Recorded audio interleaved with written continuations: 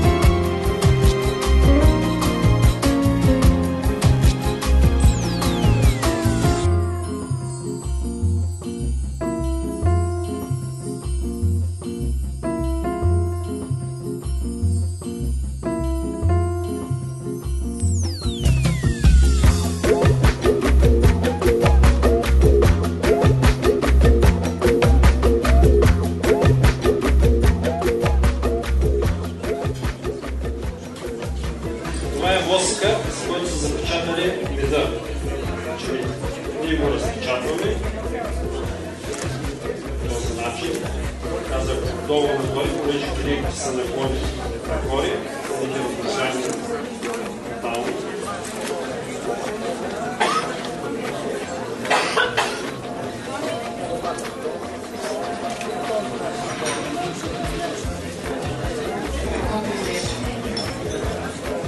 Радостното за пчеларя, вижда своя труд. Но за нас е най-хубаво да си покапиш така пържени с носа. Аз ще го опитам. И сега? Сега го слагаме в центробежната. И трябва да я завъртим. От другата страна. Центробежната сила.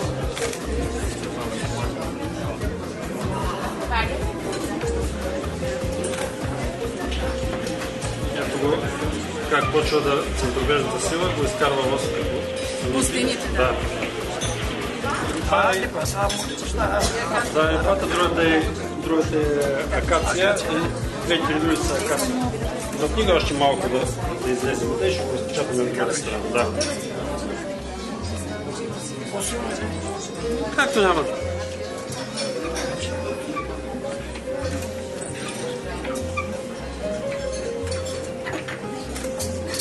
А после питата? После питата я връщаме в кошера. Ето виждате как сме я нарушили. Пчелите я почистват, събират меда и ги правят килийки. Идеално. Ние сме експлоататори на пчелите. Създаваме им работа. Обаче взимаме толкова, колкото е необходимо за нас. Разбира се. Едно семейство изяжда 100-120 кг. Отгоре е събран по-светълния. Тоест, какво значи това? Това е от различни растения и събран. Така ли Да. става? Това пчелите са го направили, не ние. И сега, като го извъртим, ще видите какъв букет ще стане, без да искаме да го правим. Друга ще разпечаташ. Ще ги разпечатаме всички, да може да излезе. Ти го вчера, сега беше вътре. И се дава на кафандан. За борба ще ще. Тя има нещо, така страшно.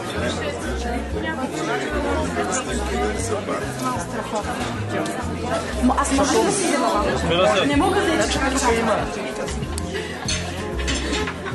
Не погрешиш. Взема и